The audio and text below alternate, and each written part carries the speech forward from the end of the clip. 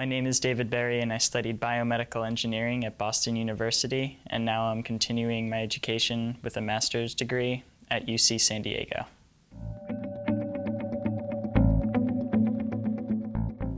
Biomedical engineering is the interface between common engineering practices and the human body. Biomedical engineers do things from tissue engineering new organs to developing prostheses so disabled patients can walk. We are trained to be creative scientists that will drive the future of health and increase quality of life for years to come. So high school students who are interested in creative design and the interface between medicine and the human body are perfect candidates to be biomedical engineers. We do things such as creating new instruments, so there's a large design component that forces you to really think outside the box and challenges you to think about things in ways that you've never really thought about them before. It's a constantly evolving field, so there's so many pathways that you can take and so many different ideas that you can spin in order to reach your final goal.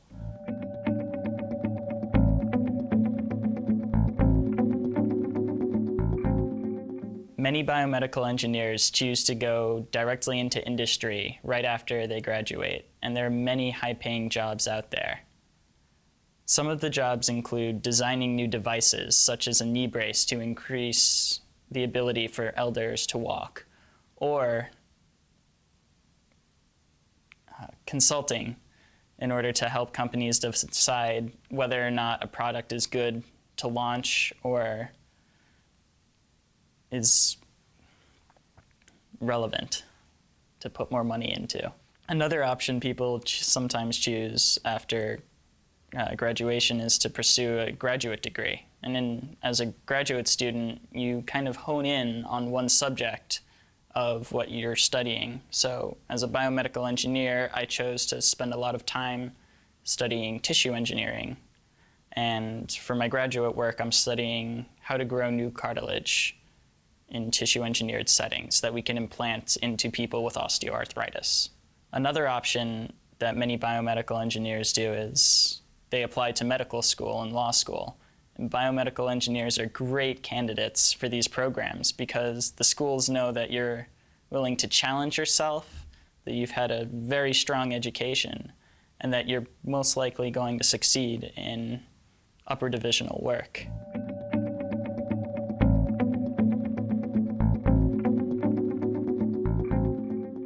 So as a biomedical engineer, you start off with your general foundation courses that you really build your degree off of. Courses such as general chemistry, introduction to physics, and calculus. And from there, you start to take more courses that will really shape how you think. For example, courses like computer programming.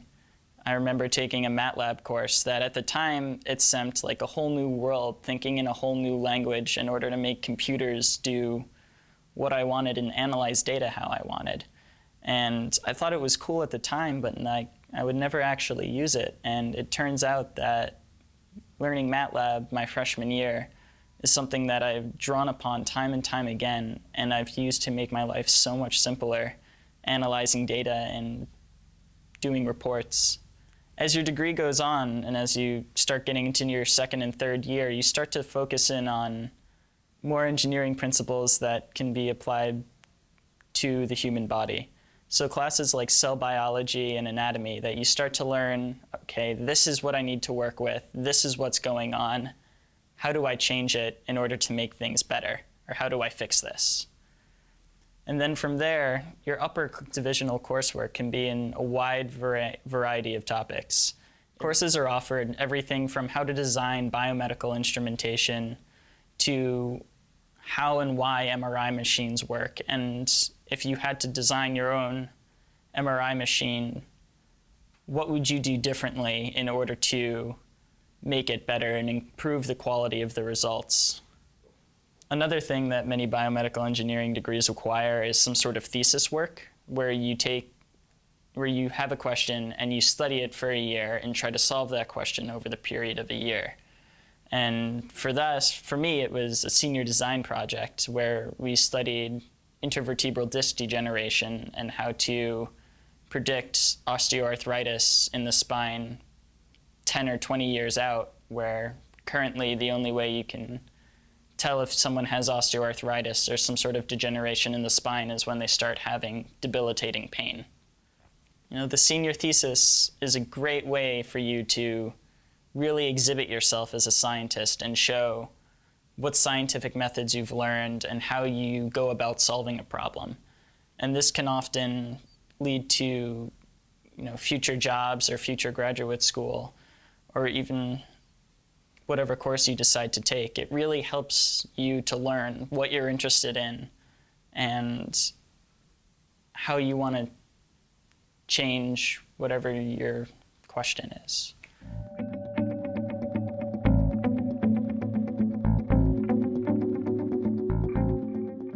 The most useful high school course that I took in preparing to be a biomedical engineer was AP Physics. It really taught me how to look at a problem and look at all of these equations that actually govern how things react in real life. And I found that to be really fascinating, that some parabolic or linear equation actually describes how something will roll down a hill, or the way energy is transferred between two moving objects. So courses like these, if you find them interesting, show you that you really are what it takes to be a biomedical engineer. To have the desire to learn about the human body, or to just learn about how things work together from different fields, really can be fruitful. And if you find this interesting, biomedical engineering might be a good choice for you to go into. And education is only what you make of it. You can go and pay tens of hundreds of thousands of dollars to go to a school, but the degree you get is only merited about the work that you've put into that degree and what you've learned yourself. You can go and mess around for 4 years, or you can really take that time and take that money and invest it in yourself and really create a strong future for yourself.